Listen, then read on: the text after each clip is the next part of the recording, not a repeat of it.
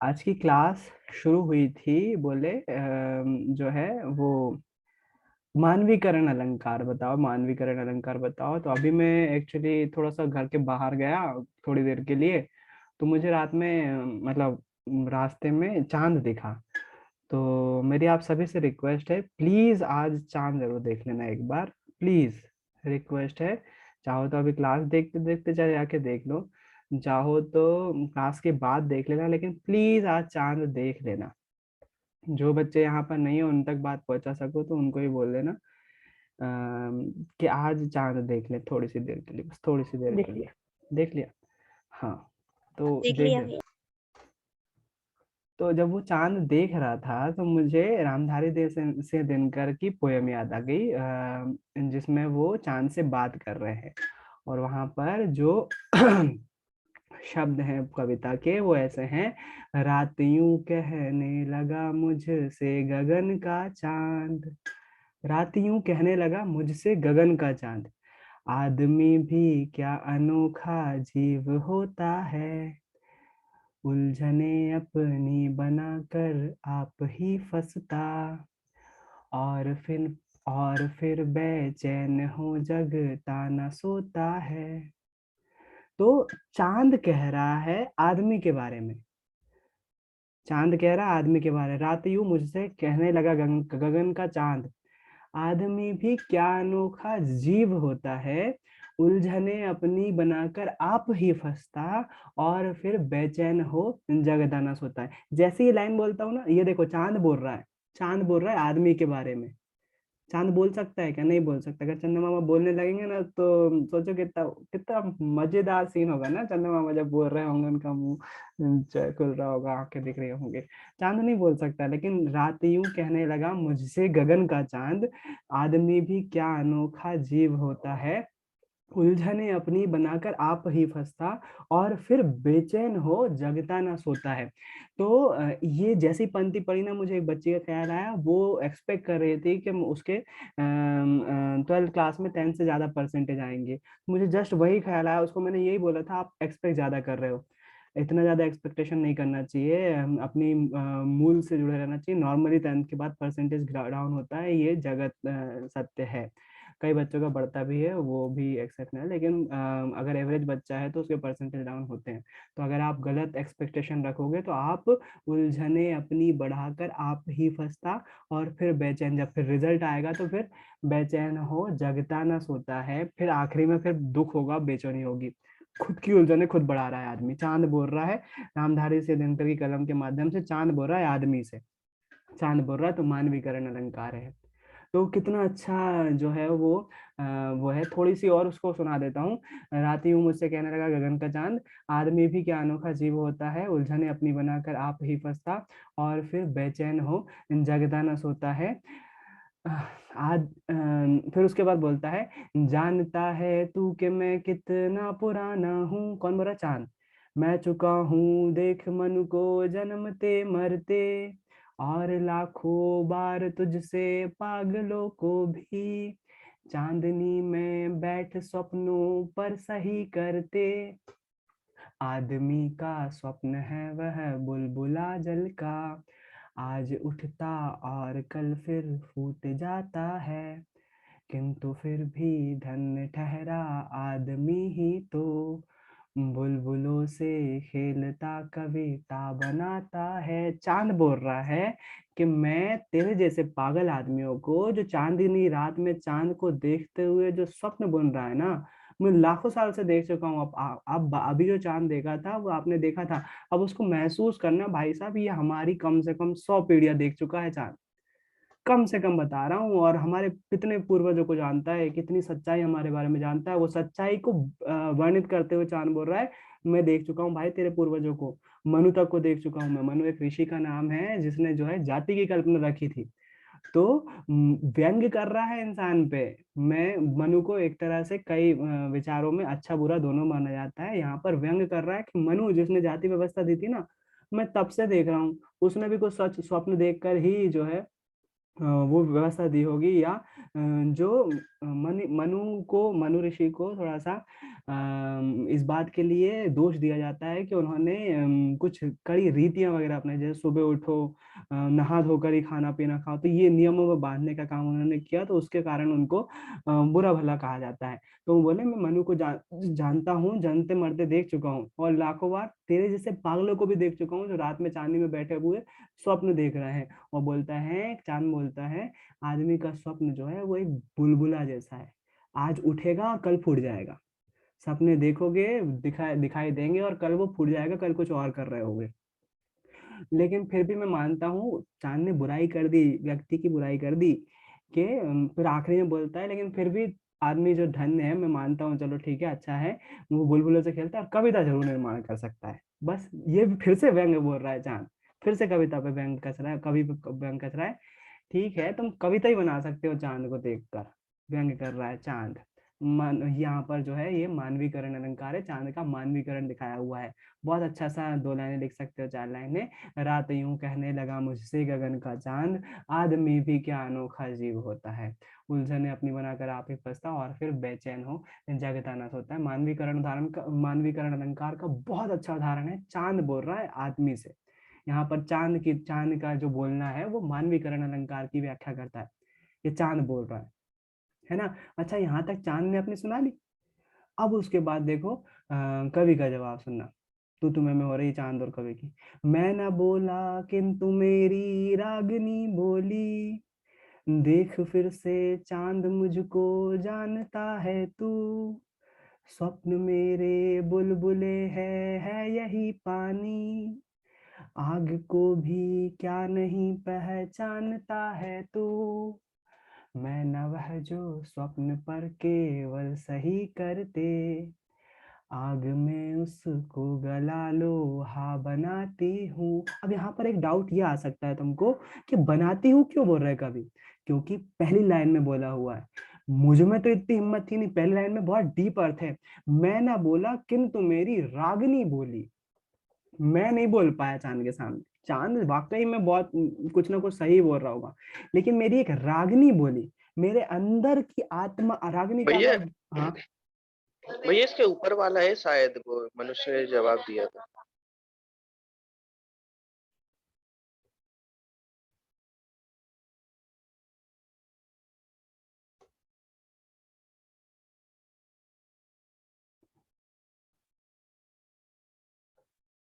हाँ हाँ, सही बोल रहा है, ये मनुष्य का जवाब ही रहेगा। ठीक है, ले में चलने दो, तुमने मेरी लिंक तोड़ दी। मैं ना उसमें अम, यहाँ पर मेन बात ये जो निकल कर आ रही है, मेरी तो हिम्मत नहीं थी चांद के सामने बोलने की, मेरी हिम्मत नहीं थी। जाहिर सी बात है वो बड़ा है, कभी नहीं बोलता। मैं ना बोला किंतु मेरी मेरी रागनी बोली। रागनी का मतलब यहाँ पर आत्मा, आत्मा बोली, या फिर उसका अंतर मन बोला, अंतर मन बोला। देख फिर से जान मुझको जानता है तू, क्या मुझे जान, मतलब तू मेरे को जानता भी है, ये आदमी नहीं बोल रहा और राग नहीं बोल रही है। इसलिए यहाँ पर मैं ना वह जो स्वप्न पर केवल सही करते, आग में उसको गला लोहा बनाती हूँ। मैं जो है केवल स्वप्न ही नहीं देखती, मैं जो हूँ वो चीज हूँ जो कि धातु को गलाकर लोहा बनाती हूँ, और उस पर नींव रखती हूँ नए घर की। इतनी ताकत है मुझ में कि मैं धातु को पिघलाकर लोहा बनाकर किसी नए घर की, नए विचार की नींव रख सकती हूँ। केवल स्वप्न नहीं देखती हूँ मैं, उन स्वप्नों को पूरा करने के लिए उसको धातु को पिघलाकर उसका आधार बना सकती हूँ। मेरे में इतनी ताकत है, मनुष्य में नहीं, मनुष्य के अंतरात्मा में, मनुष्य के मन में, अंतर मन में, उसके अंदर के आत्मविश्वास में इतनी ताकत है कि वो स्वप्न देख सकता है, तो उस स्वप्न को पूरा करने के लिए लोहे को पिघलाकर उसका आधार भी बना सकता है। और इस तरह दीवार फौलादी उठाती हूँ और उस पर दीवार खड़े करती हूँ, जो फौलाद की तरह होती है, जो कभी खत्म नहीं होगी। मनु नहीं मनु पुत्र है यह सामने जिसकी, मनु नहीं मनु पुत्र है यह सामने जिसकी, कल्पना की जीभ में भी धार होती है, बाण ही होते विचारों के नहीं केवल, स्वप्न के भी हाथ में तलवार होती है। अब रागिनी बोल रही है, अंतरात्मा बोल रही है, अब आपके सामने, चंद्रमा के सामने, अब तुम्हारे सामने मनु नहीं है, मनु के पुत्र हैं, जो मनु से कई आगे सोचते हैं। जो व्यंग किया था ना मनु का, वो बोल रहे हैं मनु पुत्र हैं। अब मनु के पुत्र हैं, यहाँ पर ये भी नहीं बोला, देखना कितनी मतलब सुंदरता देखो काव्य की। कोई अगर तुम्हारे पूर्वजों की बुराई करेगा ना, तो वहां पर अड़ जाओगे तुम, नहीं हमारे हमारे भगवान ऐसे नहीं थे, हमारी चीजें ऐसी नहीं थी। यहाँ पर कभी स्वीकार कर रहा, हाँ मेरे मनु ऐसे थे, मैं मनु थे, और मैं बोल रहा हूँ अब मनु नहीं है, मनु पुत्र है सामने, मैंने उनकी गलतियां दूर करी है, लेकिन मैं मनु नहीं है, मनु नहीं है, मनु पुत्र है सामने, और खुद को बोल रहे हैं मनु पुत्र। बोल रहे मनु नहीं है तुम्हारे सामने, लेकिन मनु पुत्र है, उस पर गर्व कर रहे हैं, उस पर होने पर, लेकिन उनकी गलती छुपा भी नहीं रहे हैं। गलती की होगी, लेकिन अब मनु के पुत्र हैं तुम्हारे सामने। मनुपुत्र हैं सामने, जिनकी कल्पना की जीव में भी धार होती है, जिनके केवल स्वप्न देखने बस से, कविता रचने भर से नहीं होता, उनकी कल्पना की जीव में धार होती है। बाण ही होते नहीं विचारों के, केवल स्वप्न के हाथ में तलवार होती है। केवल मैं स्वप्न नहीं देख रहा हूँ, मैं केवल विचार दिमाग में नहीं ला रहा हूँ। कौन बोल रहा है? रागिनी, अंतर्मन बोल रहा है, मेरे स्वप्न के हाथों में तलवार भी है। स्वर्ग के सम्राट को जाकर खबर कर दे। आगे बोलते हैं रागिनी स्वर्ग के। अब यहाँ पर देखना, जो चांद ने व्यंग किया था ना इन लाइनों में, आदमी का स्वप्न है वह जलबला वह बुलबुला जल का, आज उठता कल फिर फूट जाता है किंतु धरतन। मुझे अभी भी यहाँ पर आप बोल सकते हो कि ये चांद बोल रहा है, लेकिन मैं उसको उस नजरिए से नहीं ले रहा, मैं इसको अभी भी यही बोल रहा हूँ कि चांद ने व्यंग किया हुआ है। क्यों नहीं बोल सकता? मेरी स्वतंत्रता है, मैं बोल सकता हूँ। अगर मैं उस तरह से अर्थ निकाल रहा हूँ तो देखना, यहाँ पर चांद ने व्यंग किया था कि आदमी का स्वप्न है वह बुलबुला जल का, आज उठता और आप बोल सकते हो, आप बोल सकते हो कि यहाँ से जो है वो इंसान ने बोलना शुरू करा था। मैं नहीं मानता, मैं बोलता हूँ कि चांद व्यंग कर रहा है। और इस व्यंग का जवाब रागनी क्या दे रही है वो देखना। स्वर्ग के सम्राट को जाकर खबर कर दे। तू मेरे को मनु का पुत्र बोल रहा था ना, मतलब रागिनी को बोल रहा था, चांद बोल रहा था कि तुम मनु के अवतार हो, और तुम्हारे सपने जो है वो बुलबुले जैसे होते हैं, तुम केवल रचना ही कर सकते हो कभी। तो यहाँ पर चांद के ऊपर उल्टा तीर चलाते हुए बोलता है, स्वर्ग के सम्राट को जाकर खबर कर दे, मतलब तेरे राजा को जाकर बोल। तू खुद एक राजा का दास है, तू खुद राजा से ऊपर है, तेरे ऊपर एक बंदा बैठा हुआ है ना, उससे जाकर बोल दे तू, स्वर्ग के सम्राट से जाकर खबर कर दे। रोज ही आकाश चढ़ते आ रहे हैं वे, रोकिए जैसे बने इन स्वप्न वालों को, स्वर्ग की ही ओर बढ़ते आ रहे हैं वे, स्वर्ग की ही ओर बढ़ते आ रहे हैं वे। रागिनी तो चांद को जवाब देते हुए बोल रही है, केवल स्वप्न ही नहीं देखे उनने, अब वो चांद तक पहुंच गए और अपने राजा से जाकर बोल दे कि रोक सके तो रोक ले हमें, रोक सके तो रोक ले, वो स्वर्ग की तरफ आ रहे हैं तेरी गद्दी पर शासन करने के लिए, अपने राजा से जाकर बोल दे। यहाँ पर रागिनी ने चांद को उसकी भाषा में जवाब दिया। कवि के विचार देखो कितने दृढ़ हैं। खुद जवाब नहीं दे रहा, उसकी औकात नहीं है इतनी, लेकिन उसकी रागिनी की औकात है, उसके अंतर्मन, उसकी अंतरात्मा की औकात है कि वो उस चांद से बात कर सके। कितना डीप अर्थ है ना, मजे आते हैं। यहाँ पर स्टार्टिंग में देखकर आपको मानवीकरण अलंकार दिखेगा, और यहाँ पर बहुत सारे विचार आएंगे पढ़ते हुए।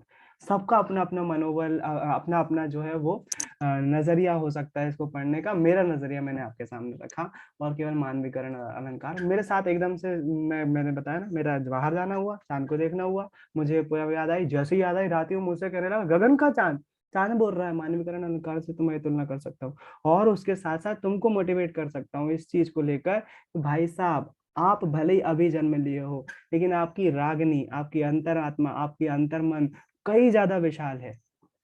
उसकी ताकत को पहचानोगे तो केवल स्वप्न देखने से पूरे, केवल आप स्वप्न देखोगे नहीं, आप पूरे भी कर सकते हो, और कर रहा है, मनुष्य कर रहा है, अपनी रागनी को पहचान कर, अपनी रागनी की बात सुनकर, अपने अंतर्मन अंतरात्मा की बात सुनकर। आप रागनी का अर्थ समझ अर्थ खोज कर देख लोगे, उसका कुछ भी मीन निकाल लोगे। मैंने बोला मैं जो समझा हूं मैं आपके सामने रख रहा हूँ, और मुझे इससे कोई रोक नहीं सकता कि आपने जो अर्थ निकाला वो गलत निकाला, निकालने दो, मेरे को कोई फर्क नहीं पड़ता, मैं जो समझूंगा मैं तो समझूंगा, आपको जो समझना समझ लो। और वही चीज हम जो अर्थ लिख रहे होते हैं ना, व्याख्या लिख रहे होते हैं, वहां पर भी आती है। जब आप कोई कविता की व्याख्या कर रहे होते हो तो आपको जो उस कविता से सीखने को मिला वही लिखना चाहिए। आमतौर पर हम रट रहे होते हैं उसका आंसर, वो भी बिल्कुल सही तरीका है, क्योंकि हम मन से लिखेंगे तो पहले ही बता चुका हूँ, उतना टाइम नहीं होगा कि हम मन से लिख सकें उस पोयम की, कविताओं को। आदर्श उत्तर मन से ही लिखा जाएगा उस कविता की व्याख्या करने में, क्योंकि उसमें वो स्वच्छंद होगी और आपकी मर्जी की, आपको जो समझ में आया उस पोयम से आप उसको लिख सकते हो। और कोई अच्छा टीचर है तो उस पे नंबर कभी नहीं काटेगा, क्योंकि किसी कविता को पढ़ने पर जो विचार उत्पन्न होते हैं वो पाठक के खुद के विचार होना चाहिए, और वही सही है। जो आपने सीखा वो आप बता सकते हो उस कविता के उदाहरण के माध्यम से, है ना। तो वो चीज है जो आप बता सकते हो। अब आ जाते हैं आपके क्वेश्चन आंसर पर। हो गई बहुत बात, जो मेरे को एकदम से दिखा तो मैंने उसके बारे में आपको शेयर कर दी चीज, कि क्या थी वो चीज। क्वेश्चन क्या था आप पूछ लो, किसी को डाउट आ रहा था? भैया मैं आपको ये थोड़ा ना बोला था आप गलत कर रहे हैं, मैं तुमने तो बस बताया था कि ऐसा नहीं, करो मैंने तो वरना तेरे को बोला नहीं ना कि, मैंने ये नहीं बोला तेरे को कि तूने गलत, लेकिन मेरी लिंक टूट गई और कुछ नहीं। मेरी लिंक टूट गई तो वो चीज।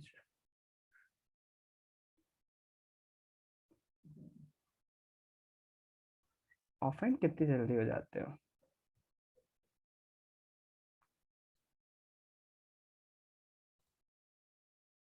पूछना चाह रहे हो कुछ, फिर खत्म करें? रेखा चित्र वगैरह पूछना है? मैंने केवल इसलिए तो नहीं लगाई थी, उस गर्ल्स को पूछना था ना, आप पूछो ना भाई, उस टाइम पूछ रहे थे। आज की लिंक भी भैया पूछ नहीं रहे थे, वो अंशिका ने बोला था ना वो सब बताने का, तो हम वही सुनना चाह रहे थे फिर से। चलो ठीक है, मैं फिर से सॉरी, वो खुद ही नहीं आई अभी। ठीक है, काम करो, मैं बता दे रहा हूँ उसके बारे में, मैंने वीडियो डाल दिए हैं इसके अभी वाले भी। लिंक मैं भेज नहीं रहा हूँ, मैं से मांग लेना, मैं भेज दूंगा, ये सभी को भेज दूँ, पब्लिक कर देता हूँ, ठीक है। मैं पब्लिक कर रहा हूँ, 10th क्लास की ऑनलाइन क्लास की, उसमें जाके देख लेना।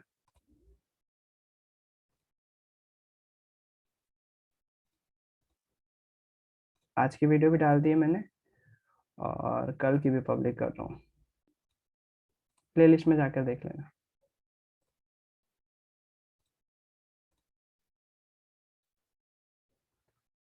आज की दोनों वीडियो और वो भी कल की भी दोनों डाल दी है। चलो अब देख लेते हैं थोड़ा सा संस्मरण गद्य की विधाएं देख लेते हैं।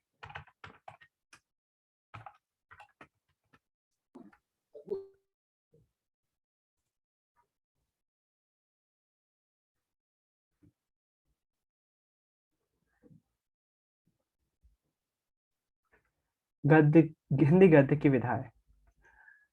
हिंदी की गद्य की विधाओं को दो भागों में बांटा गया है, प्रमुख विधाएं और गौण और प्रकीर्ण विधाएं। अच्छा, मैंने उल्टा बोल दिया था क्या पहले?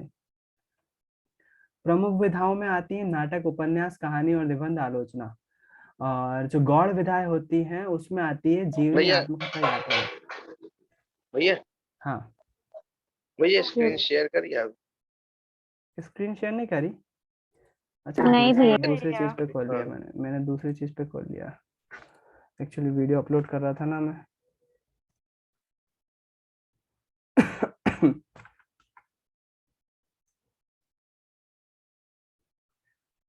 अब दिख रही है?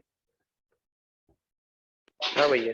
हाँ भैया। मैंने स्टार्टिंग में उधर गलत बता दिया था आपको, शायद, शायद नहीं, हाँ, गलत ही बताया था। प्रमुख विधाएं और गौड़ विधाएं, दो विधाएं होती हैं। प्रमुख विधाओं के अंतर्गत आता है नाटक, उपन्यास, कहानी, निबंध और आलोचना। और जो गौड़ विधाएं होती हैं उसके अंतर्गत आता है, अंतर्गत जीवनी, आत्मकथा, यात्रा वृत्त, गद्य काव्य और संस्मरण। उसके लिए माफी, ये चीज मैंने नहीं पढ़ी है भाई, मैंने पढ़ी है मतलब बहुत पहले पढ़ी है, इधर उधर हो गया वो। प्रमुख विधाओं में आता है नाटक, उपन्यास, कहानी, निबंध, आलोचना। और दूसरी गौड़ विधाओं में आता है अंतर्गत जीवनी, आत्मकथा, यात्रा वृत्त, गद्य काव्य और संस्मरण, रेखाचित्र, रिपोर्टाज, डायरी लेखन, भेंट वार्ता, पत्र साहित्य, ये सब आता है। तो मेरे ख्याल से उसको दिक्कत इसमें ही थी, अंतर्गत जीवनी, आत्मकथा, यात्रा वृत्त, गद्य काव्य और संस्मरण में, ये क्या होते हैं। तो अगर मैं मतलब गौड़ विधाओं में दिक्कत थी। जीवनी जो है वो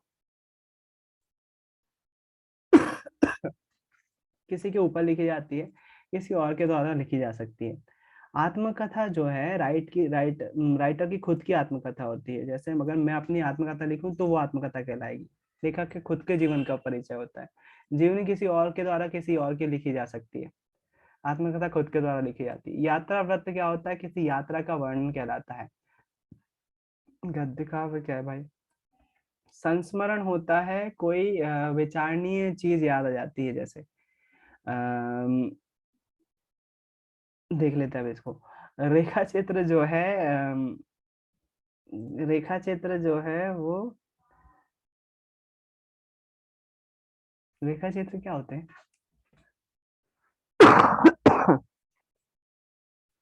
मेरे ख्याल से एक स्टोरी लाइन को बोल सकते हैं रेखा चित्र।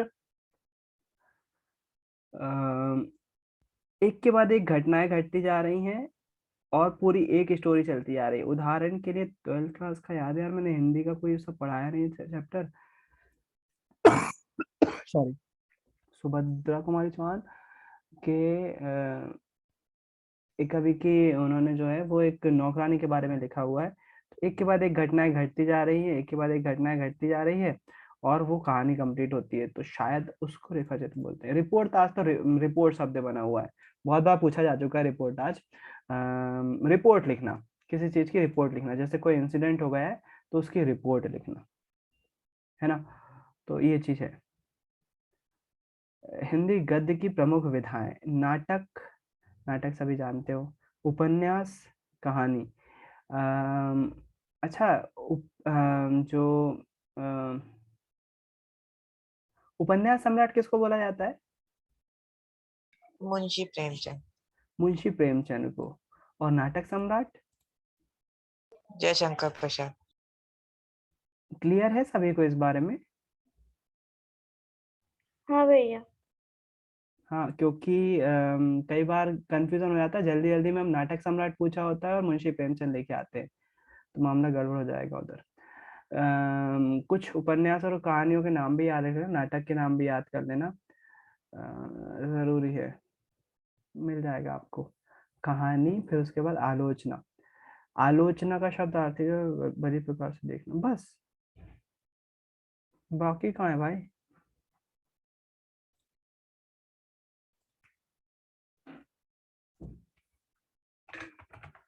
गद्य की गौण विधाएं।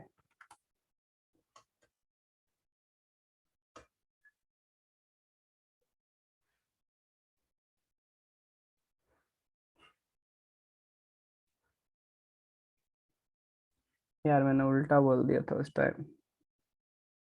गौण मतलब लघु विधाएं। मतलब मैं गलत समझता आ रहा था अभी तक। मैं गौण मतलब पुरानी समझता आ रहा था।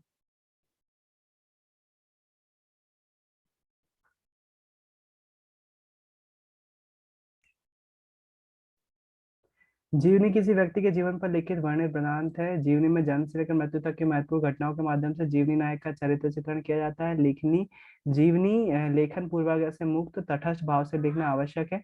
जीवनी साहित्य की रचना किसी व्यक्ति अथवा महापुरुष को केंद्र में रखकर की जा सकती है। जैसे महात्मा गांधी की जीवनी लिख रहे हैं वगैरह वगैरह। किसी की जीवनी किसी दूसरे के द्वारा लिखी जाती है। आत्मकथा व्यक्ति द्वारा स्वयं के जीवन के प्रसंगों की व्याख्या होती है। आत्मकथा और जीवनी में पर्याप्त अंतर है, तो अंतर याद कर लीजिएगा, पूछा जाता है। आत्मकथा और जीवनी में अंतर बहुत कॉमन क्वेश्चन है जो कि बहुत ज्यादा पूछा जाता है, तो याद रख लीजिएगा आत्मकथा और जीवनी, और दोनों के उदाहरण भी, है ना, बहुत पूछा गया है ये दोनों। फिर उसके बाद आती है आलोचना। साहित्य रचना को अच्छी तरह देखना या परखना, उसके गुण दोषों का निर्णय करना। आलोचना को समालोचना भी कहते हैं। समीक्षा शब्द भी इसी के लिए उपयोग किया जाता है। तो सीधी सी बात है, अभी के मामले में जैसे क्रिटिक्स होते हैं मूवी की, जो है वो कई लोग बुराई कर रहे होते हैं या समीक्षा कर रहे होते हैं, उसकी अच्छाई बुराई दोनों कर रहे होते हैं, है ना। तो उसको जो है किसी विषय की पूर्ण जानकारी प्राप्त कर उस पर विचार विमर्श करना, उसको स्पष्ट करना, उसके गुण दोषों की विवेचना कर उस पर अपना मंतव्य प्रकट करना आलोचना कहलाती है। तो आलोचना में जरूरी नहीं है कि केवल बुराई बुराई हो, उसमें किसी व्यक्ति की विषय के बारे में पूरी जानकारी लेकर। अगर आपने ध्रुव राठी को सुना है यूट्यूब पर, तो उसके ज्यादातर जो भी ब्लॉग रहते हैं या फिर उसकी जो भी ज्यादातर वीडियो रहती है वो ज्यादातर आलोचना भरी रहती है। आलोचना में वो उस टॉपिक के बारे में पूरी जानकारी देता है। और उसके विचार विमर्श करता है और उसको स्पष्ट करता है उस टॉपिक को, उसके गुण और दोषों दोनों की विवेचना करता है, अपना मंतव्य अपना डिसीजन बताता है कि उसके गुण और दोष पर उसके विचार क्या है। तो उसको बोलते हैं आलोचना। अगर आपने ये नहीं देखा होगा तो मूवीज की आलोचना जरूर देखी होगी। मूवीज के बारे में बताते हैं कि भाई साहब इस मूवी में ये है, इस मूवी में ये है, और इसके बारे में मैं ऐसे विचार रखता हूँ, तो उसको क्रिटिक्स भी बोलते हैं। संस्मरण लेखक के स्मृति पटल पर अंकित किसी विशेष व्यक्ति के जीवन की कुछ घटनाओं पर रोचक और विवरण संस्मरण कहलाता है। ये पक्के में आपके चैप्टर में एक ना एक होगा संस्मरण, जिसमें कवि ने किसी व्यक्ति के बारे में उसके बारे में ऐसा ऐसा बोला होगा। 12th क्लास में एक चैप्टर है जिसमें सुभद्रा कुमारी चौहान है या फिर सुमित्रा, जो भी मैम है एक, वो जो है अपनी नौकरानी के बारे में बोलती है। पूरी नौकरानी के ऊपर जो है उन्होंने एक कहानी लिख के रखी है। आप लोग की बुक में है क्या कोई संस्मरण? पक्के में होगा। हाँ भैया ये है। है। उसमें जो है अपनी स्मृति के आधार पर किसी एक व्यक्ति के बारे में पूरी बात लिखी होती है। कोई मुझे बताएगा क्या है वो थोड़ा सा? तो ये चैप्टर का नाम है मानवीय गणना की दिव्य चमक। बेल्जियम के व्यक्ति थे फादर कामिल के। अच्छा, ठीक। 12th क्लास में आता है वो, हिंदी अपने भारतीय समाज को लेकर ही है। एक पोएट रहती है, कवित्री रहती है, उनकी नौकरानी के बारे में लिख रही होती है वो पूरी। बहुत अच्छा अच्छा चैप्टर है वो। अ,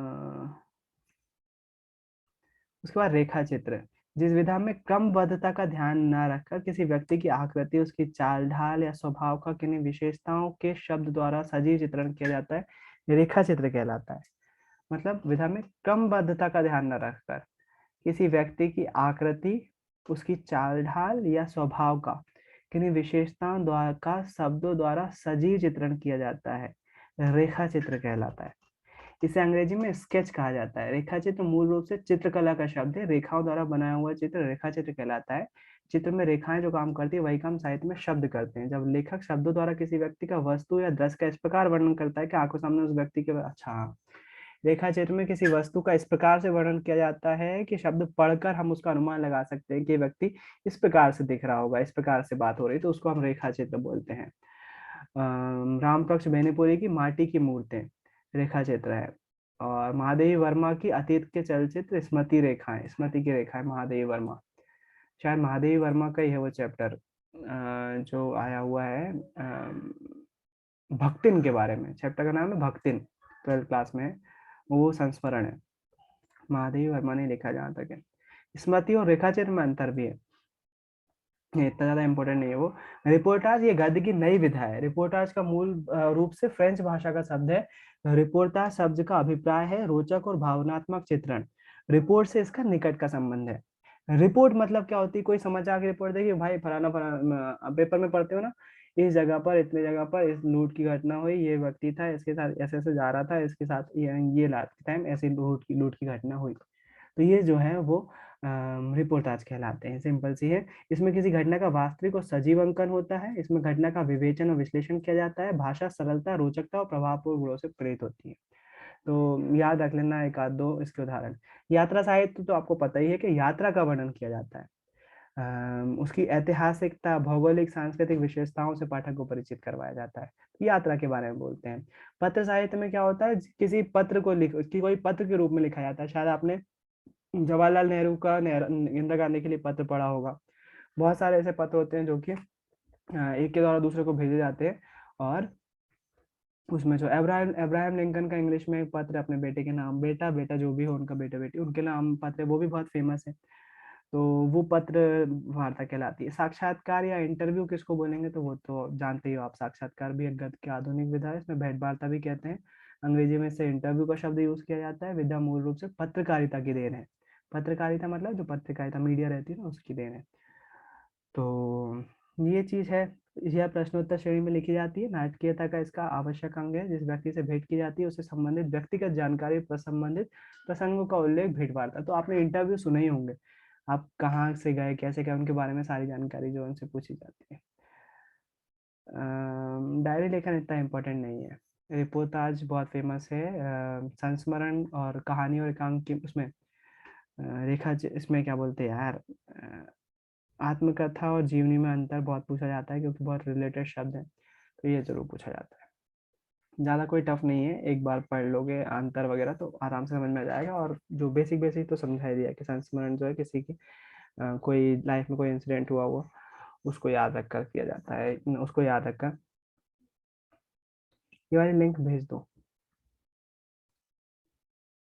इतना क्या अच्छा मिल गया इसमें, मेरा कंप्यूटर गया।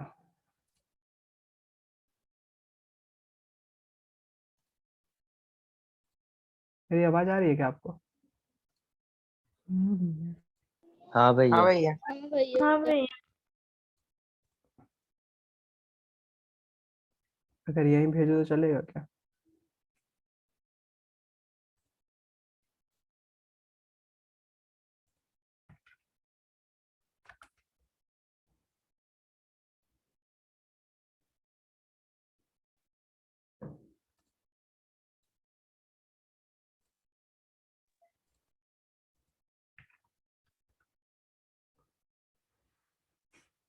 कॉपी कर सकते हो आप लोग लिंक को यहाँ से।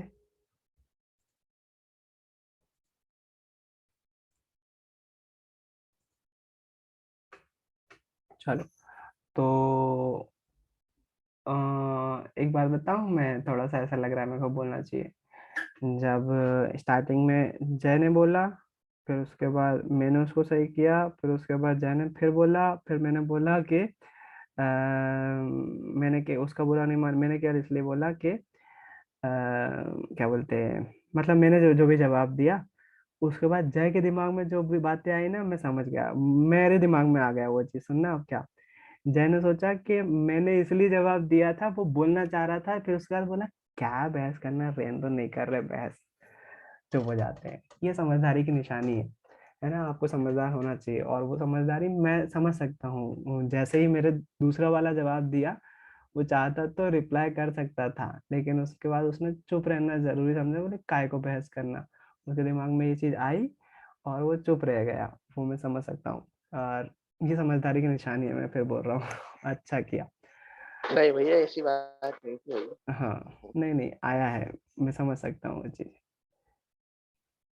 चलो ठीक है। और कुछ पूछना है क्या इसमें अब? मेरे ख्याल से नहीं है, अब पढ़ाई का टाइम है, पढ़ाई करो। आधा घंटा मैंने ले लिया। भैया हाँ, वो भक्ति काल की विशेषताएं समझनी थी थोड़ी। भक्ति काल की विशेषताएं आज मैंने समझाई थी। नहीं, भक्ति काल की नहीं समझाई, लेकिन कालों की समझाई थी। भैया समझाई थी। भक्ति काल की भी समझाई थी। हाँ भैया, दोनों उसके निर्गुण सगुण ज्ञान मार्गी प्रेम मार्गी सब। भैया आज समझाई थी। आज ये किधर आपकी समझाई थी? क्लास में बच्चे आए थे ना। भैया कहाँ समझाई थी? चलो देख लेते हैं एक बार, छोटा सा टॉपिक है, ज्यादा टाइम नहीं है। तो पूजा, एक मेन बात जो समझने वाली बात है ये है कि ये जो भी काल थे, इनके जो है इनके टाइम जो रचनाएं लिखी गई, उनकी विशेषताएं जो है वो इन कालों की विशेषताएं कहलाती हैं। और मैंने ये वाली भेजी ना अभी लिंक,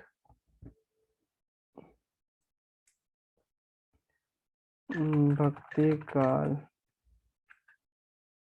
की दो विशेषताएं बताइए। भक्ति काल की दो विशेषताएं ही क्यों ज्यादा फेमस है?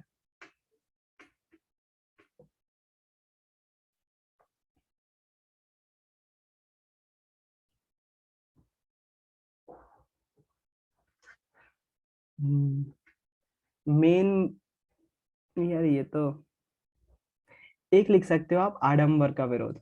भक्ति काल की विशेषता, आडंबर का विरोध। सभी भक्त कवियों ने बाह्य आडंबर का विरोध किया है। बाहरी दिखावा ईश्वर प्राप्ति का साधन कभी नहीं हो सकता। तो जितने भी भक्ति काल के कवि थे, उन्होंने सबसे बहुत इंपॉर्टेंट भूमिका है भक्ति काल में इसकी। दो ही लिखने को आएंगे आपको विशेषता, 2 नंबर में आएगा क्वेश्चन जहां तक है। और बहुत अच्छा होगा अगर पहला ये लिखो तो, आडंबर का विरोध। भक्ति काल के कवियों ने आडंबर का विरोध किया है। आडंबर होता है बाहरी दिखावा। पूजा कर रहे हैं तो जा रहे हैं सुबह सुबह से टन टन टन टन टन घंटी बजा रहे हैं, लोगों को डिस्टर्ब कर रहे हैं, वो दिखावा है सब। अगर आपको प्रेयर करना है ना, आप हाथ जोड़कर शांति से अपने साथ ही अपने आप को होकर प्रेयर कर सकते हो। तो दिखावा करने की जरूरत नहीं है आपको। अगर भगवान से प्रेयर ही करना है ना, प्रार्थना करना है ना, आंख बंद करके हाथ जोड़कर की जा सकती है। जरूरी नहीं है शोर मचाकर, संगीत मचाकर ही, संगीत में ही प्रार्थना की जाए। तो वो आडंबर का विरोध किया है भक्ति काल के कवियों ने। बाहरी दिखावा ईश्वर प्राप्ति का साधन कभी नहीं हो सकता, ये उन्होंने अपने काव्यों में के माध्यम से लोगों को समझाया। दूसरा, भक्ति भावना की प्रधानता। सभी कवियों ने भक्ति भावना को प्रधानता दी है। सूर और तुलसी का संपूर्ण काव्य भक्ति भाव से पूर्ण है। मीरा की भक्ति जो जग प्रसिद्ध है, सूरदास ने जहाँ दास भक्ति का परिचय दिया तो मीरा ने भगवान को अपना पति माना। बिल्कुल लिख सकते हो इसमें ऐसा। भक्ति भावना की प्रधानता, जितने भी भक्तिकालीन कवि थे उन्होंने भक्ति भावना को प्रधानता दी है। सूरदास और तुलसीदास का पूरा काव्य भक्ति मार्ग पर ही, भक्ति भाव से ही पूरा भरा हुआ था, भक्ति मार्ग से ही, भक्ति भाव से ही परिपूर्ण था। जहां सूरदास ने अपने आप को दास के रूप में प्रस्तुत किया, वहीं मीरा ने भगवान को अपना पति माना। दोनों ने ही भक्ति भाव की उपासना करी, लेकिन दोनों के मार्ग अलग अलग थे। और गुरु का महत्व, ये भी लिख सकते, गुरु का महत्व। इस काल में गुरु को प्रधान स्थान दिया गया, बिना गुरु के ज्ञान अधूरा माना गया। कबीर ने तो गुरु को ईश्वर से भी बड़ा बोल दिया। गुरु गोविंद उखड़े काकू लागवाओ, तो तीसरा उदाहरण ये भी लिख सकते हो आप। गुरु का महत्व, भक्ति काल के कवियों ने गुरु के स्थान को महत्व दिया, और कबीरदास ने तो ईश्वर से भी बड़ा स्थान दे दिया गुरु को। गुरु गोविंद उखड़े काके लागू पाओ, बलिहारी गुरु आपने गोविंद, है ना। फिर उसके बाद नाम का महत्व आप लिख सकते हो। ये तीन महत्वपूर्ण विशेषताएं। आडंबर का विरोध किया, बाहरी दिखावे पे जोर नहीं दिया। दूसरा जो है गुरु को महान माना, और तीसरा क्या था? भक्ति भावना।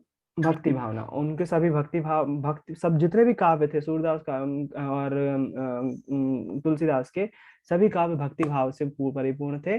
जहाँ सूरदास ने दास भक्ति दिखाई, वहीं जो है मीराबाई ने भगवान को पति के रूप में स्वीकार किया और उन्होंने भक्ति करी उस रूप में। तो सिंपल सी बस ये तीन बातें याद रखो, काफी हो जाएंगे। इसके बारे में लिख दो कि 2 नंबर के हिसाब से बहुत काफी है। चलो 1 मिनट बचा है, मीटिंग खत्म करें भैया। हाँ, वो मेरे को एक चीज ब्लूप्रिंट में समझ में नहीं आ रही। 1 मिनट बचा, फिर से ज्वाइन कर लो। मैं रिकॉर्डिंग बंद कर रहा हूँ, लेकिन एक बार फिर से ज्वाइन कर लो।